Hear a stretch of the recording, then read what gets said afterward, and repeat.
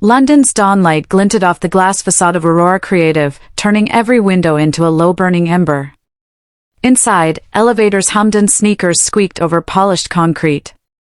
At 7:58 a.m. sharp, Amina Aliemi pushed through the revolving doors wearing a teal Ankara scarf and the cautious hope reserved for first days. The receptionist barely looked up. "Card?"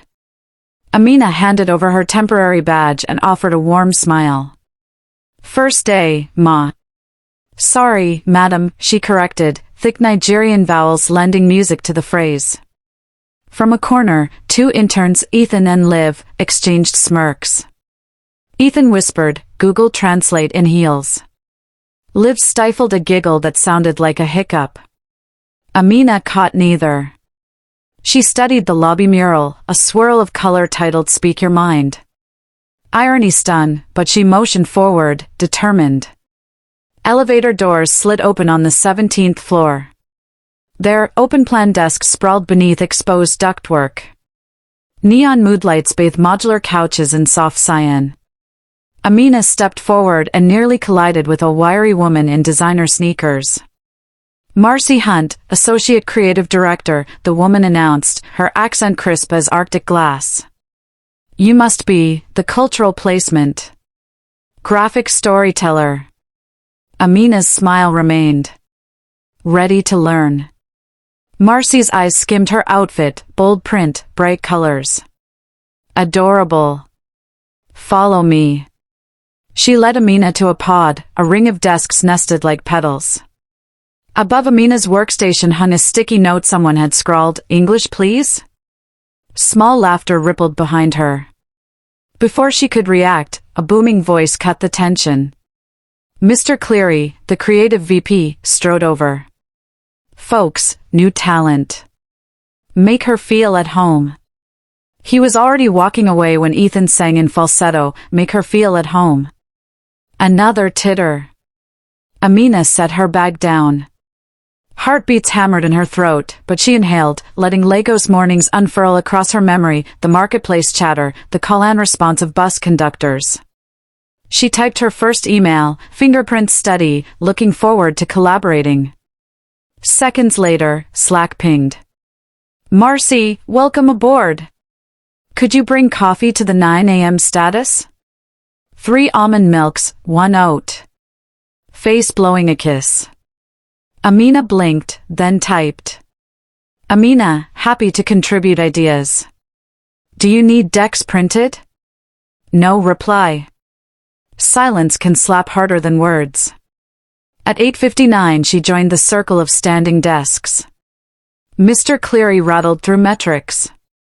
"We need edgy, cross-cultural authenticity." He pronounced each syllable like a hammer. "Marcy?" Marcy clicked her remote, slides bloomed. Stock photos, Nollywood posters badly cropped beside London skylines, flashed by. Amina's fingers twitched. Show don't tell. Mr. Cleary caught her eye. "Thoughts, Amina?" All heads swiveled. Ethan mimed a trumpet, do-do-do. Liv half curtsied. Amina's throat burned. She steadied her voice. "Perhaps we pivot from stereotypes to lived textures. Street soundscapes. Human faces, not clip art." Her vowels bent and soared. Someone chuckled, but a quieter murmur of interest threaded the room. Marcy snapped the clicker shut. "We'll circle back." Meeting adjourned. At noon, while microwaving jollof rice, Amina overheard Ethan mimic her speech, PVOT. The lunchroom erupted. The laughter gnawed at the edges of her resolve, but she forced a steady rhythm in her breath. When afternoon sun slanted through blinds, she opened a blank document. Project, Find My Voice sat in bold. She didn't yet know it would become a revolution. Whispers travel faster than emails. By day 3 they raced ahead of Amina in every corridor. Ethan leaned over Liv's desk as Amina passed.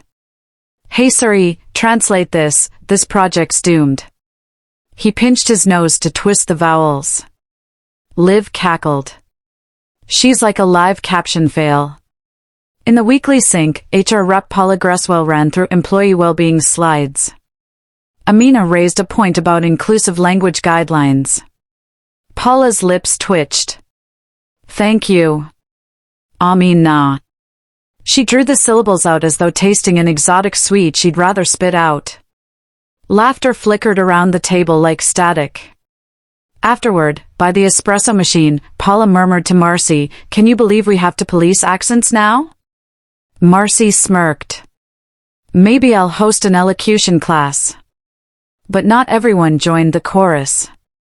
Junior designer Yara Abidemi, a British Nigerian with West Midlands lilt, DM'd Amina, "Hang in there. They did this to me last year." Amina typed back, "ESE. Thank you." Yet isolation deepened, invitations lost in spam, brainstorming sessions moved without notice. Her ideas surfaced on slides, sans credit, while coworkers applauded Marcy's innovative cross-cultural flair. One rainy evening, Amina stayed late refining campaign mood boards. As she shut down, she caught her reflection in the black monitor, eyes ringed with fatigue, scarf slightly askew. Voices wafted from the corridor. "Ethan, bet she still lives with 10 cousins. Liv, bet she still can't say algorithm." A door slammed, they fell silent. Amina exhaled, sliding the USB of her concepts into her bag. I refused to disappear. That night, in her tiny Brixton studio, she video-called her mother back home. The shaky connection crackled. "Mama, sometimes I feel invisible." Her mother's face glowed in pixelated warmth. "Remember the drums at festivals? One drum can summon a village. Beat yours, Omomi. Make them dance." Amina's gaze fell on her bedside mic, an old USB condenser from university days. She ran her fingers over the mesh grill, pulse quickening. What if my voice could call a village half the world away? She opened Audacity, created a new project, and spoke. This is the real accent. If you've ever been told your words don't fit, this is for you. The red record light blinked like a heartbeat beginning. Monday dawned with crisp, cruel precision. At 7 a.m. Marcy pinged. "Marcy, big break. You're pitching to Galaxy Beverages today. 10:30 sharp. Be amazing clinking glasses." Amina's stomach fluttered, equal parts excitement and suspicion. She had co-architected the concept, stargaze, sip, share, mock night market stalls lit by soft neon, merging Nigerian street art with London craft brew cool.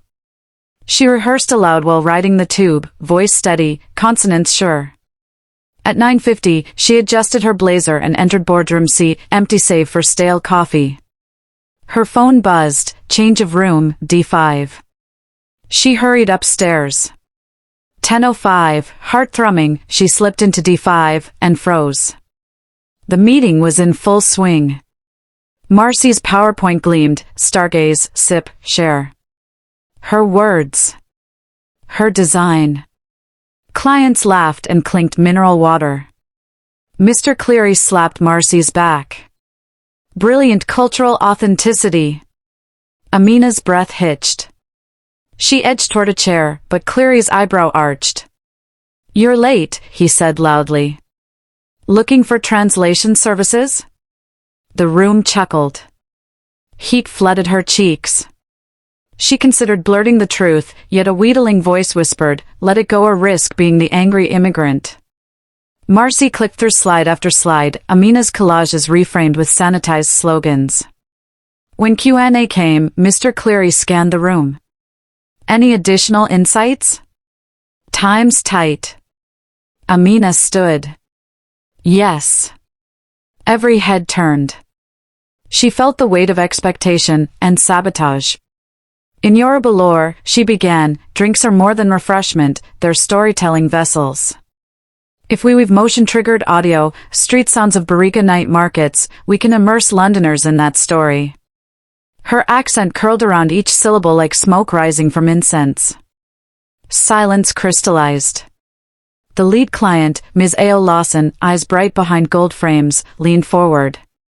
"That's fascinating. Marcy's smile cracked. We can explore. After clients left, Cleary rounded on Amina. Chain of command matters.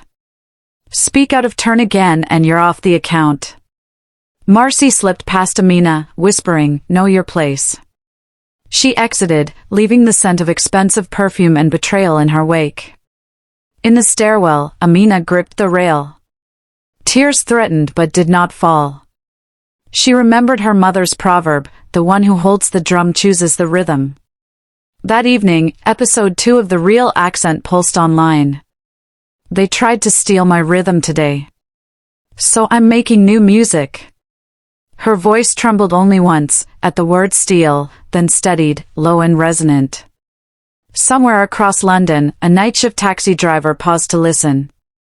Across an ocean, a student in Lagos pressed replay. The drum beats were gathering. Tuesday morning broke grey and damp. An email awaited Amina, performance concerns, meet 4 p.m.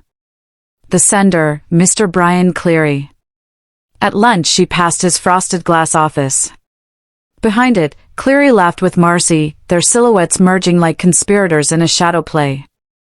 4 p.m. sharp, she sat opposite him. He laced his fingers, eyes skimming a printout. Punctuality. Chain of command. Cultural fit. He tapped each bullet. We value diversity, but clients expect clarity. Your enunciation can be a barrier. Amina steadied her breathing. With respect, the client yesterday valued my cultural input. Cleary snorted. One client. He leaned in. Maybe next time, bring a translator. The phrase landed like spit on marble. Amina felt it slide, cold and slimy. My accent is clear, she said quietly. Clarity is not neutral, it's conditioned. Cleary waved a dismissive hand. Spare me the TED Talk. Focus on learning the Aurora way. Meeting over. She exited, footsteps echoing. Behind her, Cleary muttered into his headset, she could be a lawsuit. In the corridor, Yara intercepted her. You okay? Amina forced a thin smile. Just feedback. Yara frowned. Their feedback breaks more spirits than it builds. Later, at her desk, she found a sticky note plastered across her monitor, tourist in thick black ink. Saliva thickened in her throat. For a moment the office blurred into watery streaks. She fled to the restroom. Inside a stall she clutched her phone, texting, "Why does survival feel like swallowing glass?" That's when the door creaked. The janitor, Doris Maduka, 60s, hair streaked silver, pushed her cart. She noticed Amina's red eyes. Honey, you all right? Amina wiped a tear. The word yes stuck, so she shook her head. Doris nodded slowly. I came from Enugu 30 years ago. They said my English was too tropical. She laughed, deep and throaty. Now they beg me to teach them pidgin phrases for TikTok. Storms don't last forever. Amina managed a watery smile. How did you survive? I planted my feet. Remembered whose daughter I was. Doris patted her chest. Your name carries thunder, child. The words settled like warmth under Amina's ribs. She whispered, thank you, Auntie. That night, the real accent recorded from under a duvet to muffle city noise. They told me to bring a translator. So I'm translating pain into power. She layered gentle Afrobeats under her monologue, each drum kick a heartbeat. Finished, she uploaded. Title, Episode 3, Tourist. I live here. Wednesday. Cloudless but bitter. Amina arrived early, hoping quiet would soothe frayed nerves. Instead she found her desk vandalized further, highlighters skewered through the scarf she'd left on her chair, an ink caricature of huge lips scrawled on her memo pad. Adrenaline surged, palms tingled. She photographed the evidence, emailed HR. An automated reply chirped, "We will review within 14 business days." 14 days? She might drown before then. At 10 a.m. she sought refuge in the break room, but gossip seized the air like static cling. Marcy lounged by the coffee machine. "Guys, listen." She played a clip from her phone, Amina's voice reading a concept note, then mimicked, "Les integrate African street culture." Laughter roared. A paper cup slipped from Amina's grasp, coffee exploding across tile. Silence crashed. Faces swung toward her. Ethan muttered, "Oh." Amina met their stares. Words knotted in her throat. Then something cracked, not brittle, but volcanic. "I'm happy my accent entertains you," she began, voice steel-sharp. "Now listen to what it can do." She pulled out her phone, thumbed to the real accent, pressed play. The room filled with her rich timbre-weaving tales of migration, fight, and belonging. The contrast, mockery to music, was surgical. But humiliation's claws still scraped her insides. As the final note faded, she pushed past them, through the corridor, into the restroom, the same stall. Tears burst free. Each sob was a dam releasing. Outside, she heard the cleaning cart rattle. Doris's voice floated in, "Low him." Amina emerged. Mascara streaked, she confessed, "I can't keep pretending it doesn't hurt." Doris handed her a damp towel. "Feel it. But don't unpack there." Amina wiped her face. "I started a podcast. It's growing." Doris's eyes twinkled. "Good. Let the world hear you." "These people?" She snapped her fingers like cracking shells. "Small minds. You're made for stadiums." Back at her desk, notifications pinged in rapid fire, 100K plays. 5K follows. Her episode had landed on Reddit's front page. Comments poured, "Your voice healed my panic attack, I cried listening." A DM flashed from at BBC Prod Lisa, "Love your cadence. Fancy hosting a segment? Call me." Amina's mouth fell open. Before she could reply, Marcy stalked over, cheeks flushed. "What is that podcast? Take it down, clients might think it's company property." Amina rose. She was done shrinking. "It's my voice. My story." Marcy scoffed. "You'll be sued." "Let them try." Amina's phone lit brighter than Marcy's sneer. Across the office, whispers morphed into uneasy awe. "Who is she?" Doris strode past, mop in hand, catching Amina's eye. She nodded, the proud nod of an elder hearing distant drums answer back. Midnight poured its hush over Brixton, but Amina's flat pulsed with quiet purpose. She dragged her duvet into the closet, walls padded with old Ankara scarves that smelled of home. Her USB mic sat on an upside-down laundry basket, blue status light glowing like a firefly. She opened a new file, The Real Accent, Episode 1. If you're hearing this, you've ever been told your words are wrong. Sit with me. Her voice floated, unhurried, resonant, nothing like the tremor she fought at work.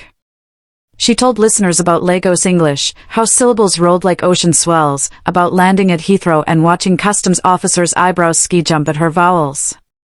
She paused, heartbeat drumming in her ears. Will anyone care? Across the city, an insomniac student named Kofi scrolled Reddit for white noise playlists. The title The Real Accent caught his eye. He clicked, expecting lullabies, and instead heard Amina confide.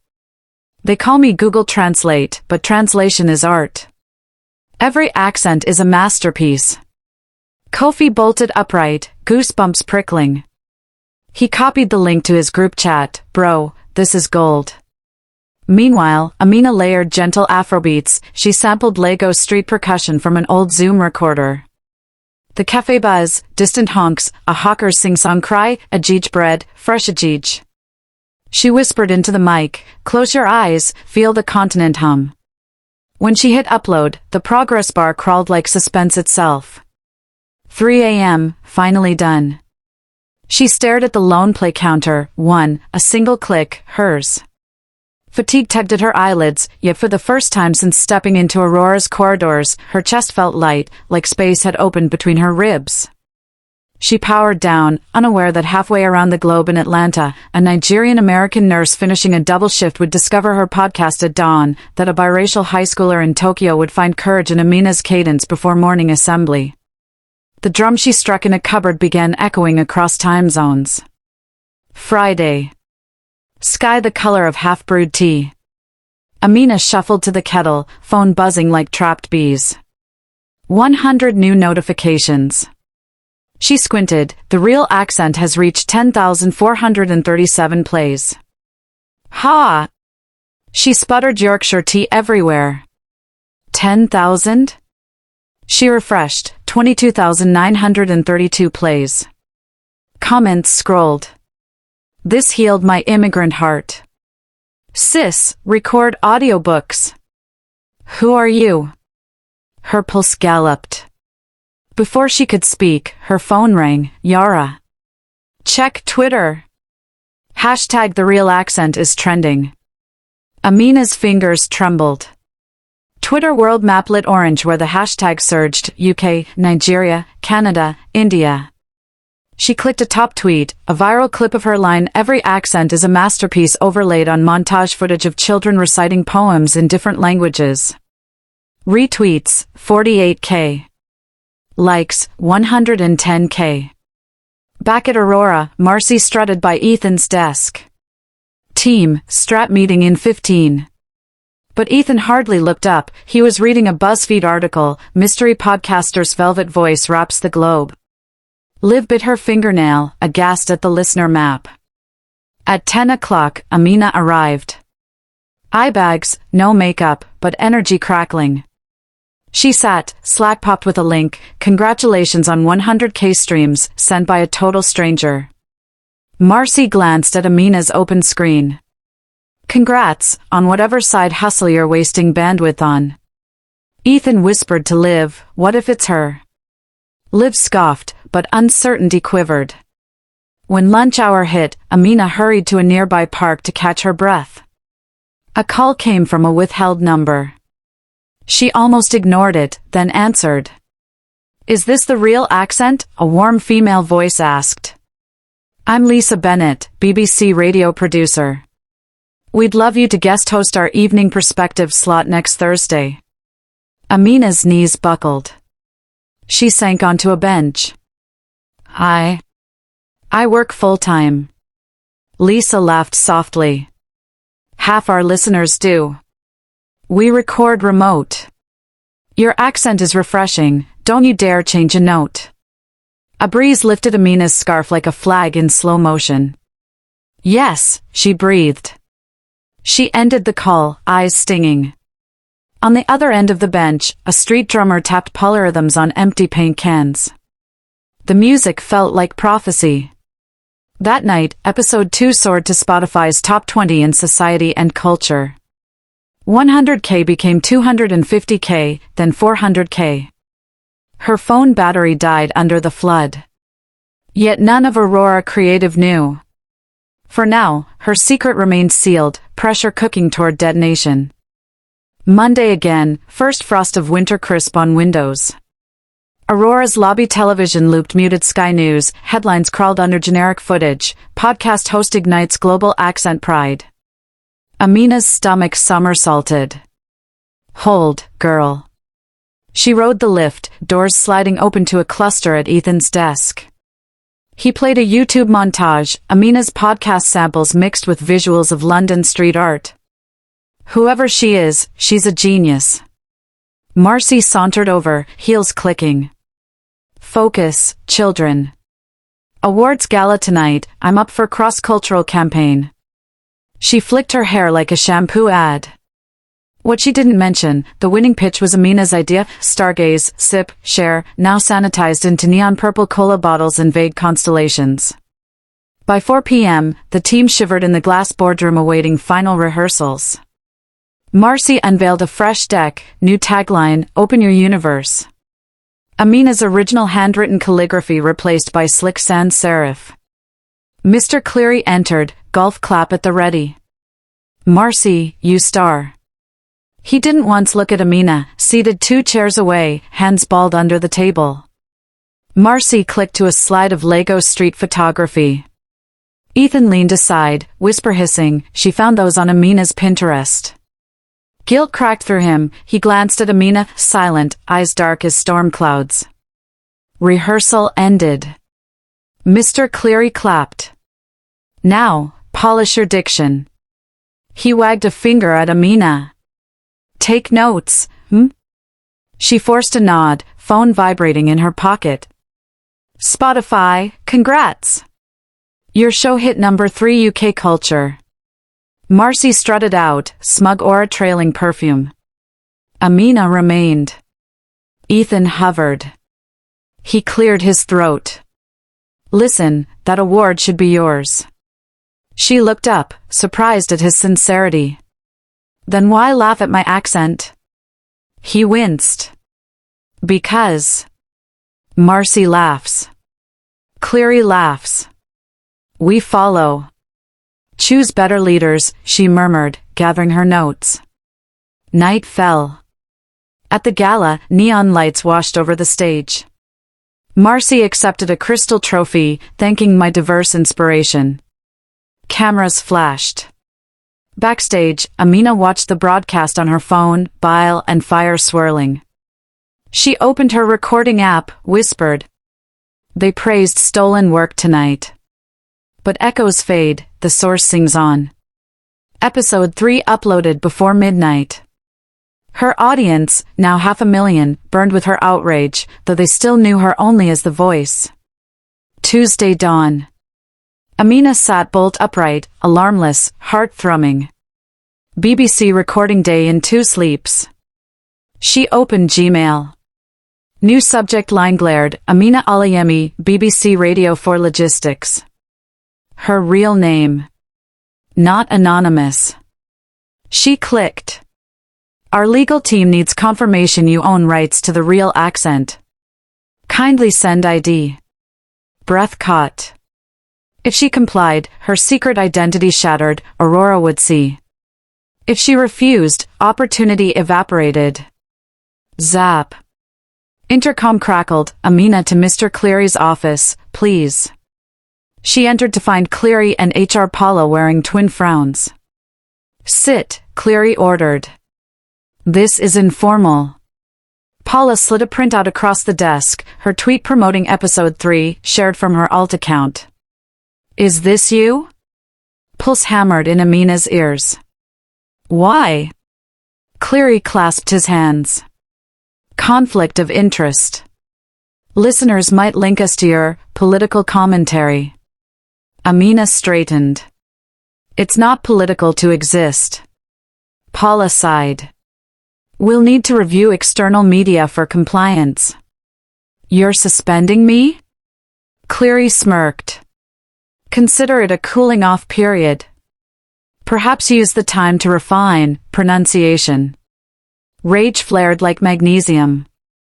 But she inhaled. Thank you for your feedback. She walked out, back iron rod straight, past Marcy's cat-like grin. In the lift, she finally allowed a tremor. Suspended. Perfect. Because now she could go to BBC without sneaking time off. Outside, she dialed Lisa Bennett.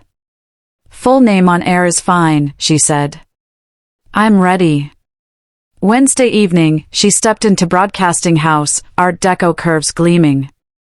Lisa greeted her with warm hug and studio pass. Inside, red on air light glowed. Producer Hari handed her headphones. 5 minutes. Just chat like your podcast, yeah? Amina centered herself. Remembered Doris's words, her mother's proverbs, Lagos street horns. She spoke. Good evening, UK. My name is Amina Aliyemi, and every voice carries a map. For 30 minutes she explored belonging, microaggressions, the lilt of home languages hidden in office bathrooms.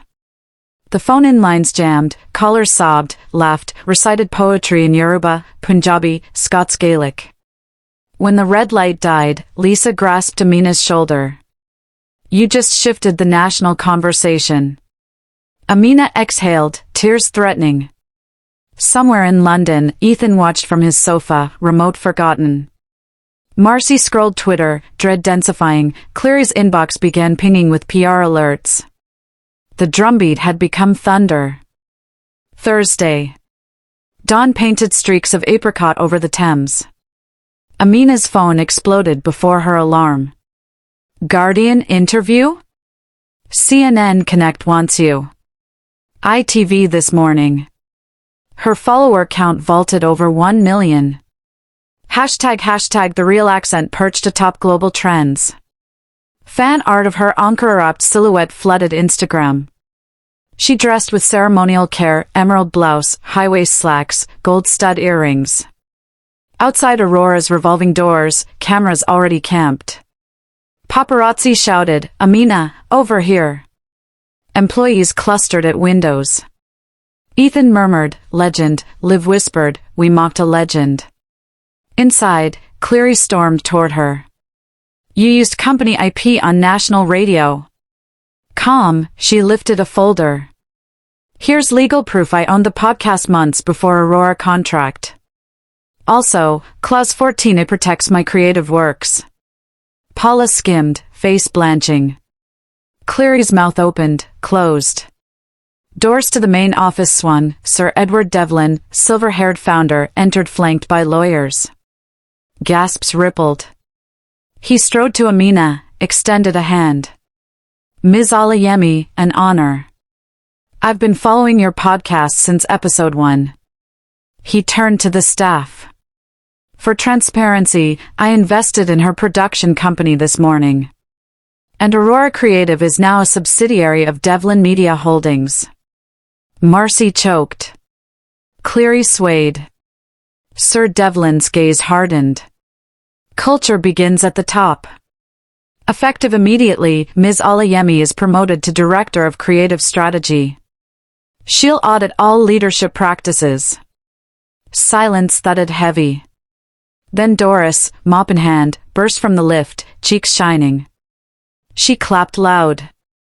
One by one, junior designers joined. Applause swelled, echoing off glass. Amina swallowed tears. She stepped forward, voice ringing clear.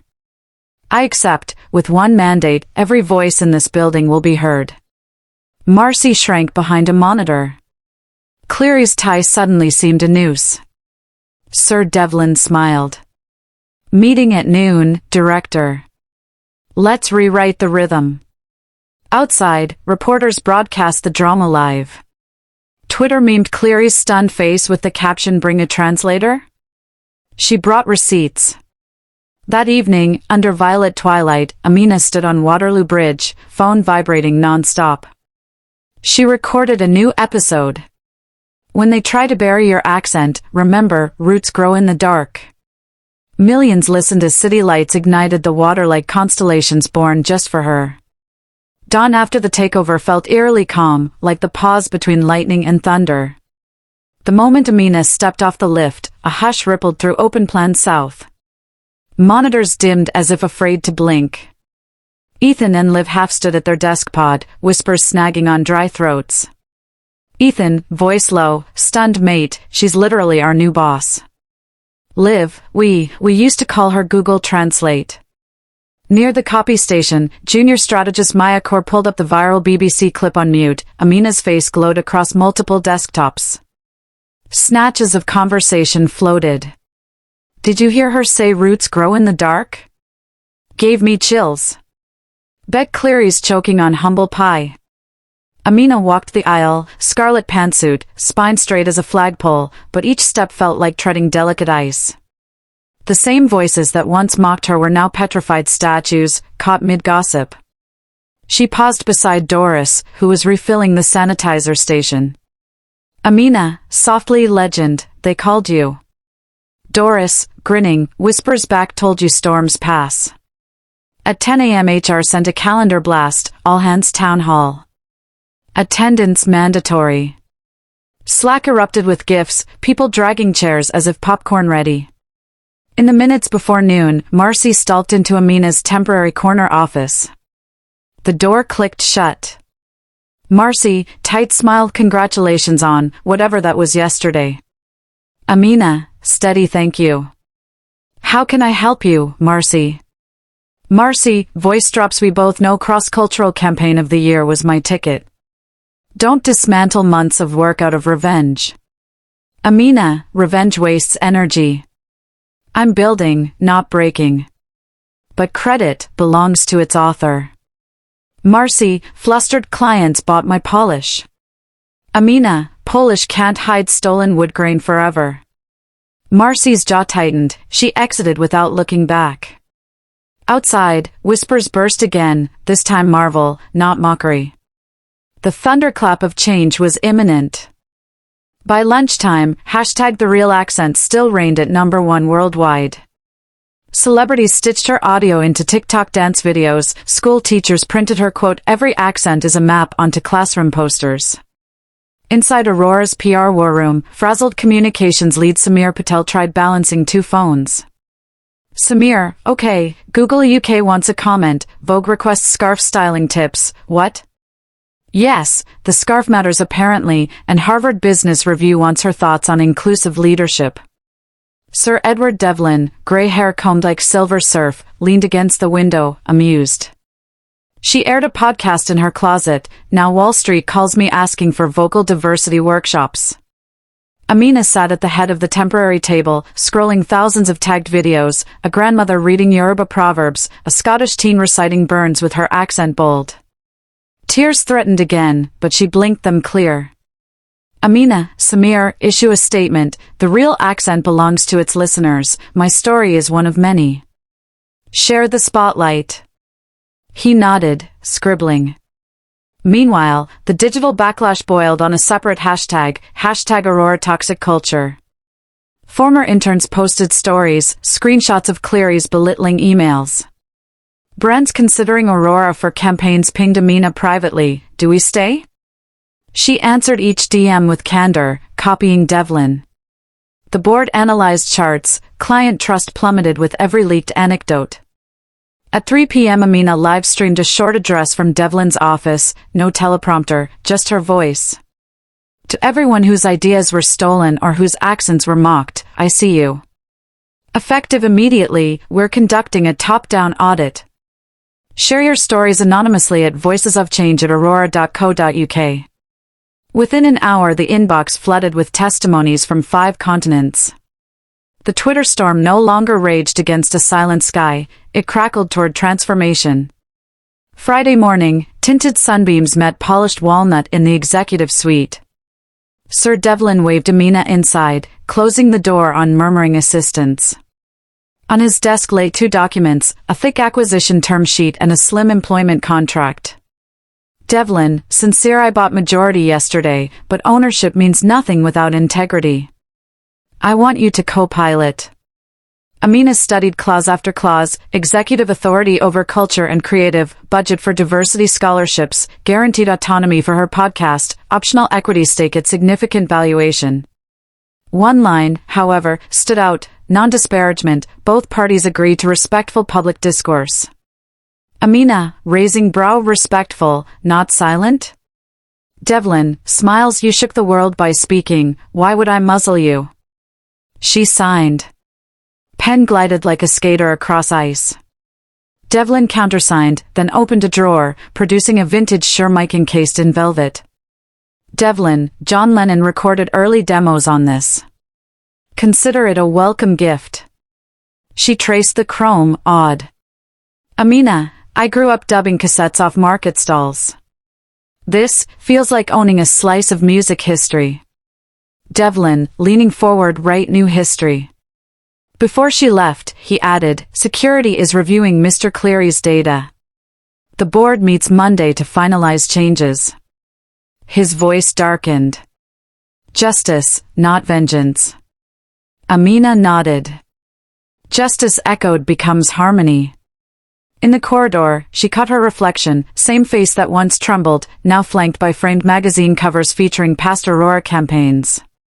Soon, new covers would hang here, ones that sang in many tongues. Over the weekend, London tabloids speculated, mystery billionaire rescues ad giant, voiceover queen gets corner office. What none knew was the intricate dance of shell companies orchestrated behind closed doors. Devlin's lawyers dissolved Cleary Holdings LLC overnight, unearthing questionable invoices, first-class flights disguised as research, wine tastings logged under focus groups. Evidence stacked like crooked dominoes. Sunday evening, Amina joined a Zoom with Devlin's M&A lead Natalia Ruiz. On screen, spreadsheets scrolled lines of red, cancellations, resignations, hush money. Natalia, if we plug leaks now, Aurora stabilizes by Q3. With you as face of the turnaround, goodwill will bounce. Amina, goodwill is earned, not spun. Our first repair is transparency. They drafted a 7-point plan. 1. Public apology, print and social. 2. Restitution fund, back pay for stolen ideas. 3. Voices of Change Fellowship, annual apprenticeship for underrepresented creatives. 4. Global Accent Library, audio resource celebrating spoken diversity. 5. Leadership retraining, mandatory for all managers. 6. Anonymous oversight hotline. 7. Quarterly town halls streamed live. Natalia's cynical eyebrows rose. Ambitious. Amina smiled. Rebuilding beats whitewashing. While they worked, an encrypted email popped from Forensic IT. Mr. Cleary scheduled mass deletion for 6 a.m. Monday, evidence of harassment. IT blocked the command. Amina forwarded it to Devlin. Somewhere in the city, Cleary slept unaware that his empire of fear was evaporating bite by bite. Monday, 9 a.m. The atrium overflowed, creative teams, finance, cleaners, even cafe baristas craned for a view of the temporary stage beneath a banner reading Aurora Reimagined. Doris wheeled in last, parking her trolley by the fountain. When she saw Amina at the podium, emerald blouse replaced by crisp white blazer, she wiped a proud tear. Sir Devlin opened with brisk gratitude, then gestured. Please welcome our new Director of Creative Strategy, Ms. Amina Aliemi. Thunderous applause erupted, some hesitant, many wholehearted. Ethan hooped, Yara threw up double peace signs. Liv clapped, cheeks pink with remorse. Amina breathed once, twice. Microphone warmed beneath her fingertips like a trusted friend. Amina, 3 months ago, someone wrote tourist on my desk. Gasps. Yet every great city was shaped by travelers. Today we redefine tourist as architect of fresh ideas. She clicked a slide, the 7-point repair plan. Murmurs vibrated like honeybees. Amina, content effective immediately, we launch Voices of Change Fellowship, with a special mentor.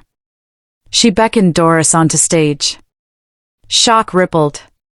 Amina, meet Doris Maduka, our new office wellness coordinator. Doris's eyes widened. Amina placed the Shure mic into her hand. Doris, voice firm, seasoned. If your accent is mocked, come see me. If your spirit is bruised, I'll fight for you. Let's scrub this house fresh. Audience rose in a standing ovation. Even Liv wiped mascara-laden tears. Next slide, emails showing Marcy's timestamps altering Amina's files. HR team escorted Marcy from the back row, she disappeared behind glass doors. Another slide, Cleary's attempted deletions. An audible growl rolled through the crowd as security approached the side entrance, Cleary nowhere to be seen, he had resigned at 6 a.m. via curt email. Amina, voice unwavering, we do not gloat over exits. We learn from them. Accountability protects creativity. She ended with a live poll, on every phone, a question lit up, what's one word your accent turns into art? Responses cascaded onto a giant LED wall, Bismillah. Waka. Mommy. Tuto. Kaya. I. The kaleidoscope of words shimmered like stained glass. Amina, listen to the room. It's singing. Thunderous cheers reverberated off marble. Under the roar, Ethan leaned toward Liv. We weren't just mocking a colleague, he whispered, we were silencing a symphony. Liv nodded, eyes glassy. As employees dispersed, many hugging strangers, a notification blinked on Amina's phone. BBC invites you for a live town hall discussion on corporate accountability, tonight, primetime. She looked up at the wave of hopeful faces. The drum she once beat alone now echoed through hundreds of hearts, and soon, millions more. Tuesday, 7 a.m. The sun leaked molten orange over Aurora's atrium, too bright for secrets. In the glass-walled war room, Amina sat flanked by Devlin's compliance officer Mona Singh and 2 forensic IT analysts. A giant touchscreen glowed with a timeline of file edits. Mona, tapping a red flag Marcy's login altered Amina_concept.psd at 2:13 a.m. the night before Galaxy's pitch. Analyst, she then backdated metadata to appear a week older. Amina inhaled, steady heartbeat, no gloating. Justice, not vengeance. Across the corridor, Marcy fidgeted outside HR, stilettos clicking like nervous castanets. Doris, now in a sleek maroon blazer stamped wellness, rolled past with her trolley of herbal teas. Doris, cheerful morning, Miss Hunt. Chamomile? It calms the conscience. Marcy, snaps I don't need. Doris, soft laugh, oh, everybody needs something. 9 a.m. all hands, evidence review. Employees packed the amphitheater. Amina stepped on stage, palms warm around the sure mic. Amina, we celebrate creativity, so we must protect its source. This morning we'll model transparency. She gestured, the wall lit with screen captures, Marcy's edits, Cleary's deletion attempts, HR emails dismissing complaints. Gasps. Somebody muttered, I saved those files, didn't know they'd matter. Marcy stood, voice quavering. This is a witch hunt. Everyone borrows. Amina, gently borrowing, asks permission. Theft steals credit and wages. Security escorted Marcy out. Silence boomed, then cautious applause. Next slide, HR manager Paula Gresswell's own jokes about accents. Paula shifted, hands gripping her notebook. Devlin spoke from the front row. Devlin, Ms. Gresswell is on administrative leave pending review. Thunderous clapping. Amina's gaze scanned Ethan and Liv, faces pale, remorseful. Afterward, in the break area, Ethan approached, ringing a stress ball. Ethan, Director Alayemi, can I apologize? Amina, if it's just for me, keep it. If it's for everyone you mocked, use your talent to amplify their ideas. Ethan, nodding, I'll start today. By sunset, Aurora's hallways felt cleansed, air heavy with relief and the faint scent of Doris's lemongrass diffusers. Yet Amina's shoulders ached with knowledge, cleansing reveals, but healing must follow. The real work began tomorrow. Wednesday morning, boardroom transformed into a mini amphitheater. Flip charts bore the heading Voices of Change, Session 1, Unlearning Bias. 30 senior managers circled the table. Some fiddled with pens, others wore polite masks. Amina, opening today, your accent is your password to speak. We'll go round, state a word only your culture says perfectly. Finance Director Benji, Wala. Nigerian Pidgin. Design Lead May, Masaila. Cantonese for empathy. Operations Chief Carla, Iamiz. Catalan for I love you. The ice cracked. Laughter, not mocking, bubbled. Doris, distributing notebooks, chimed in Odagwu Uibo for champion. Amina cued a slide, infographic of revenue loss to idea leakage caused by hostile culture. Eyes widened. Carla, whistles we bled £2 million just by silencing voices? Amina, and imaginations. Profit follows respect. Next, an improv exercise, participants read the same script in their own accents, Scottish burr, Ghanaian twang, Mancunian drawl. The story blossomed, each rendition adding flavor. Midway, Liv raised a tentative hand. Liv, I mocked Amina's vowels, because I feared mine sounded common. I'm sorry, to her and myself. A collective inhale. Amina nodded, acknowledging without shaming. During coffee break, Benji joined Ethan by the panoramic window. Benji, funny, our fiscal forecast never considered humility. Ethan, half smile, I'm budgeting for it now. By close, managers pin personal pledges on a cork wall, sponsor 2 junior voices. Begin meetings with accents softball. A mosaic of intent. Amina exhaled, first day a success, but momentum had to ripple outward. She drafted a staff-wide email, tomorrow, open mic lunch, bring food, stories, music from home. Ping, instant replies, count me in. Can I rap in Swati? I'll make injera. The drumbeats spread beyond boardrooms, echoing in taste buds and dance steps. Thursday, 8 a.m. The once-hidden janitor closet sported a new gold plaque, Wellness Suite, Doris Maduka, Coordinator. Inside, soft armchairs, potted snake plants, shelves of African teas, Caribbean calabash bowls, mindfulness cards translated into 12 languages. Doris adjusted her Kanza print scarf, heart fluttering. She'd never sat behind a desk this polished. A knock, first visitor. Kala, a junior copywriter from Kerala, slipped in. Kala, whispers, they say you talk sense. Doris, smile, tea or water of life? Kala, confused, water of life? Doris, plain water. But names hold magic. They laughed, tension melted. Kala confessed she'd hidden her Malayalam accent for fear of ridicule. Doris taught her a breathing technique, then they practiced saying a tricky English sentence, rural brewery, in both accents, laughing at tongue twists. As Kala left lighter, Ethan entered, shoulders tight. Ethan, I'm tired of feeling like a villain. Doris, then be the hero of Act 2. She slid him a listen first badge. Wear it. Remind yourself, ears outrank lips. Soon, a queue formed. Amina peeked in mid-afternoon, eyes wide at the bustling sanctuary. Amina, need backup? Doris, winks, I ran a bar in Enugu that saw bigger dramas. But I could use your drum. Together they taped a sign outside, your accent belongs here. Foot traffic doubled. The door of healing swung open, steady on Doris's unflappable hinges. Friday night, broadcasting house shimmered under floodlights. Massive posters read Live Town Hall, Corporate Culture, Can We Fix It? Guests, Amina Aliyemi, sociolinguist Dr. Nkiru Adebanjo, whistleblower Ravi Singh, and surprise, UK Business Secretary Claire Houghton. Backstage, Lisa Bennett adjusted Amina's lapel mic. Lisa, phone's lighting up, we might beat Question Time's ratings.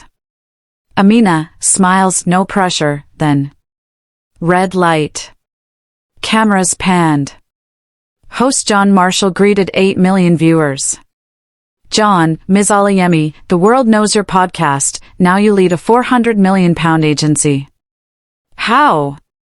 Amina, by refusing to silence the drum I was born with. Applause. Dr. Adebanjo cited studies, companies embracing linguistic diversity out-innovate peers by 35%. Business Secretary pledged to table an accent equity charter. Live colors flooded lines. One voice crackled, stilted, familiar. Caller, this is Brian Cleary. Gasps. I lost my job for a joke. Isn't this witch hunt reverse bullying? Amina's pulse steadied. Amina, even Mr. Cleary, accountability is not revenge. Did you joke, or did you gatekeep opportunity? The listeners can decide. Twitter exploded, #ClearyClueless. John shifted, let's hear from Doris Maduka, calling from our London bureau. Doris's calm bass echoed. Doris, I cleaned his office for years, he never learned my name. Now I teach his ex-staff how to breathe. Karma's accent is clear. Studio audience roared. Cleary hung up. Final segment, Amina invited 3 teen poets, Nigerian, Jamaican, British, Welsh, to recite. Voices braided into an a cappella crescendo that left viewers tear-damp. When the broadcast ended, ratings confirmed highest Friday listenership in 15 years. Outside, cameras flashed, but Amina paused. She texted Doris, "We did it." Doris replied with a thumbs up and a drum emoji. Saturday morning. A modest bedsit in Croydon. Cleary sat hunched over cold cereal, TV flickering. Amina's BBC replay filled the room, her confident cadence a mirror of his failures. He muted the screen, but captions still spelled her triumph.